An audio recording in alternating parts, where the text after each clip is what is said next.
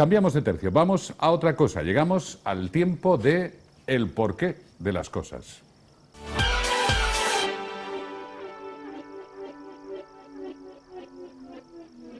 En el porqué de las cosas, que como siempre, descubrir el porqué de todas las cosas es algo muy ambicioso, pero por lo menos aspiramos a acercarnos al porqué de algunas cosas que nos sugieren preguntas o nos sugieren dudas. Y lo hacemos de la mano de nuestro psicólogo favorito, que es don Jaime Fuster.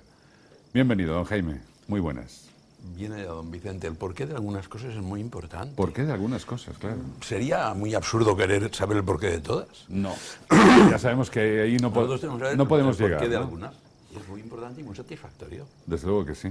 Marta Esteban, buenas tardes, Buenas tardes, bienvenida. Vicente. Bueno, siguen llegando, ¿verdad? Consultas Siguen a nuestro llegando. correo electrónico.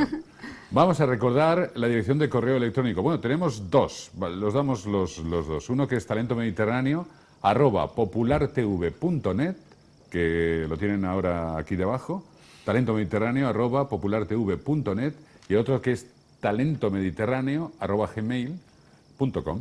Cualquiera de los dos pueden ahí marcar o dejar cualquier consulta que deseen hacer.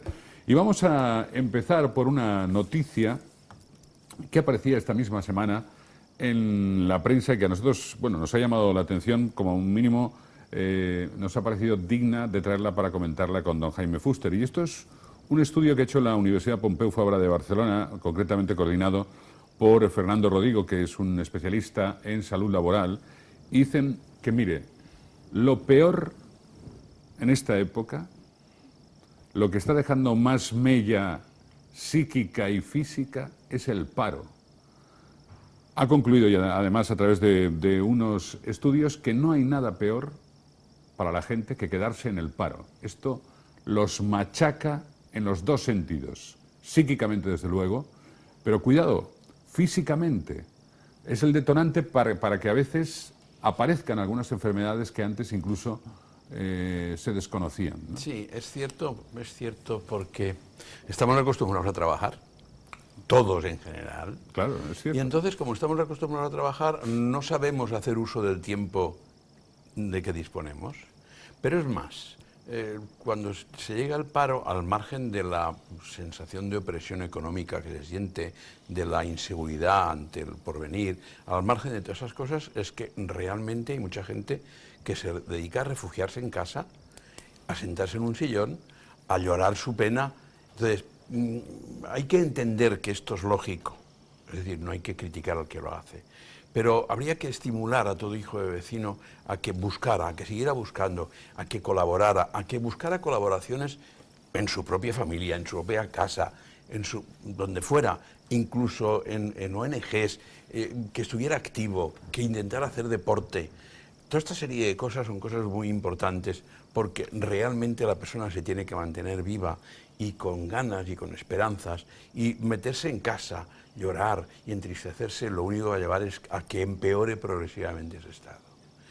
Decía la noticia que esto produce un incremento de consumo de la medicación, un incremento de la visita a los... Claro. Del tabaco, del alcohol... Todo, porque hay mucho tiempo muerto que no sabemos usar.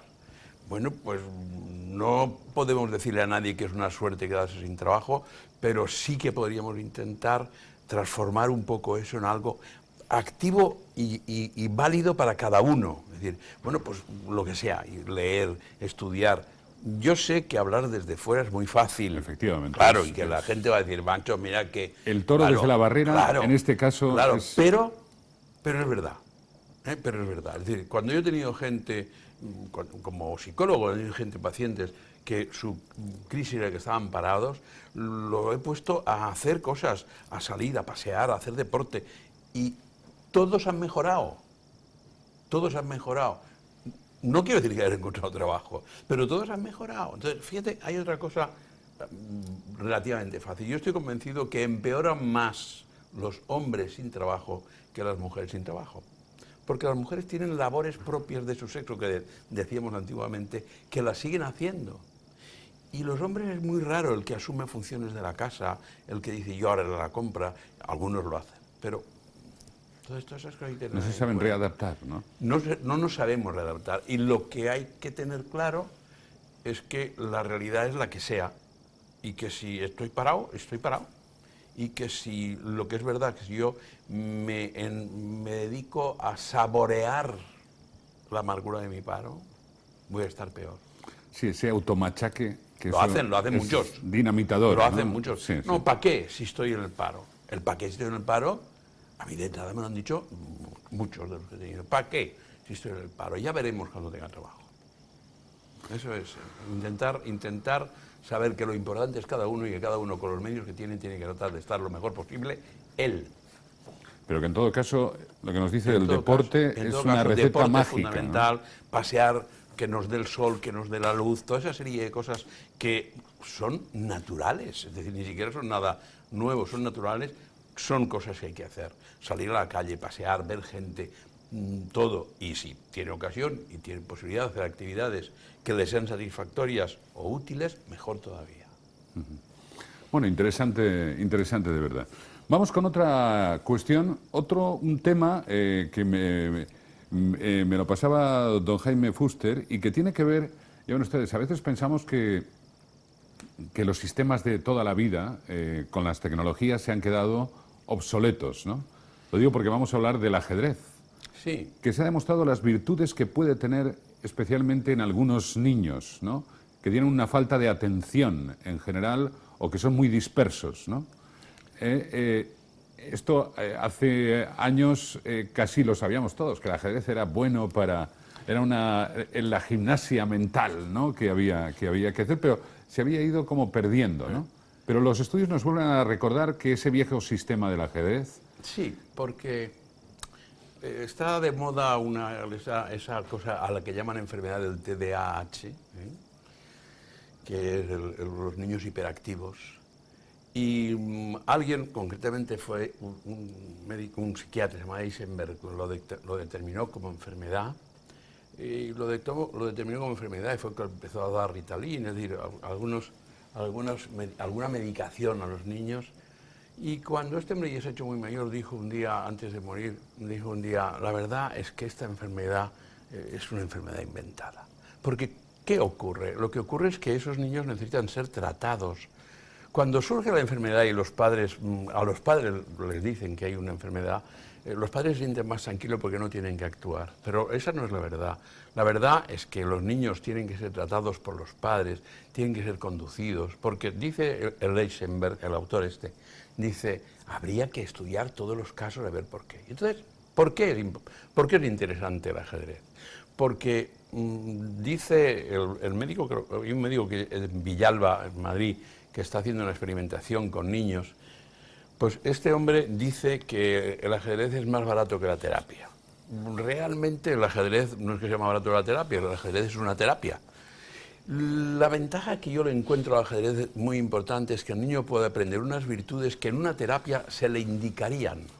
Y se le diría, tienes que reflexionar, repite las cosas, pero claro, ¿qué pasa con el ajedrez? Que sin hacer esas indicaciones, en una situación de juego, tiene que reflexionar para vencer al otro, tiene que memorizar las jugadas para vencer al otro, tiene que estudiar. Y eso es mucho más fácil de hacer en situación de juego que hacer en situación de recomendación. Por lo tanto, pienso que este médico está acertando. Él dice que él todavía no sabe cierto si es eficaz. Sí que es eficaz. Sí que es eficaz y hay una recomendación europea ya del año 2011 a este respecto. Y sí que es eficaz y los niños mejoran sensiblemente, sobre todo porque es una situación de juego. Y no podemos olvidar que en todas las especies animales los aprendizajes para adulto, en todas, se hacen en la infancia. Y los perritos se revuelcan, y los gatitos se revuelcan, y los perros grandes revuelcan a los pequeñitos, porque el aprendizaje lo están haciendo ahí, de todo. Y en nosotros, de pensar también. Interesante, de verdad. Viejos sistemas que siguen funcionando y estando de actualidad. Están totalmente. Vamos con las consultas, que tenemos poquito tiempo. Marta, Venga, vamos con la primera de ellas. María Amparo de Alacuás nos cuenta que su hijo de 23 años tiene unos celos enfermizos de su hermana que tiene 20 años. Esta estudia fuera de la ciudad y sus padres le pagan los gastos del piso, pero hay que decir que él vive con sus padres y tampoco paga nada.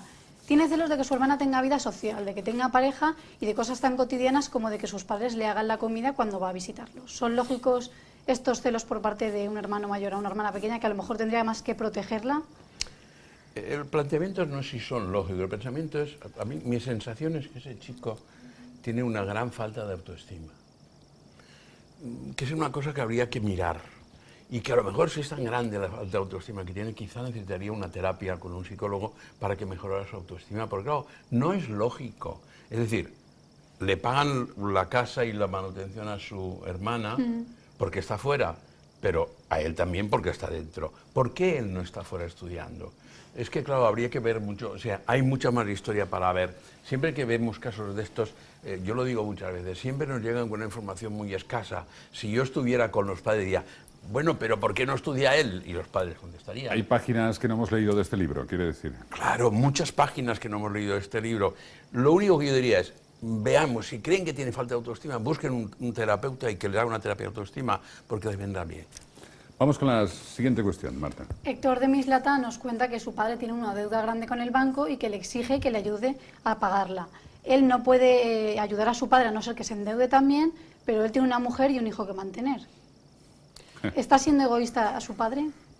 Su padre está viviendo lo que se ha vivido siempre, es decir, ten hijos y tendrás riqueza. Y eso es desde tiempos bíblicos, desde siempre. Es decir, ¿quién tenía más riqueza? El que tenía más hijos. ¿Por qué? Porque tenía más brazos que trabajaran para él.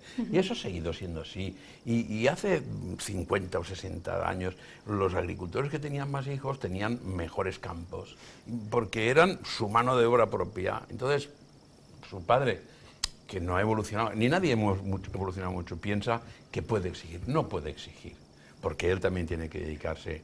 Ahora, que entienda, que vea si de verdad exige o pide. Porque él dice, en esa nota que me pasaste, él dice, mi padre exige. Pues exige que le diga que no, pero a lo mejor su padre simplemente pide que vea de colaborar en lo posible. Algo de ayuda. Sí, en lo que él pueda. Y sobre todo, que recuerde que efectivamente sí que es cierto, que cuando él era niño, sus padres dieron todo por él. Y que devuelva cariño. Y que lo haga devolviendo amor, devolviendo cariño, y si puede, bien, y si no puede, pero que no se plante, que no haga ese plante que parece aquí quien está, porque si no, es peor. No tenemos tiempo para más, se nos queda algún caso en la cartera. Gracias, Para la semana que Marta viene. Esteban, Para la para la próxima semana que vez. viene. Don Jaime Fuster, Para la próxima un vez. placer como siempre. Le vemos fantástica de aspecto. Sí, desde que estuve en Bruselas y vi muchas bicicletas, ojo, sin casco. Sin casco. Sin casco, y cuando hablaban aquí de casco decía yo, pues si aquí estos llevan cientos de años con bicicletas sin casco y no pasa nada. Bueno, don Jaime, muchas gracias. Hala, pues. Gracias a todos ustedes también. Mañana volvemos a la hora de siempre. Hasta mañana.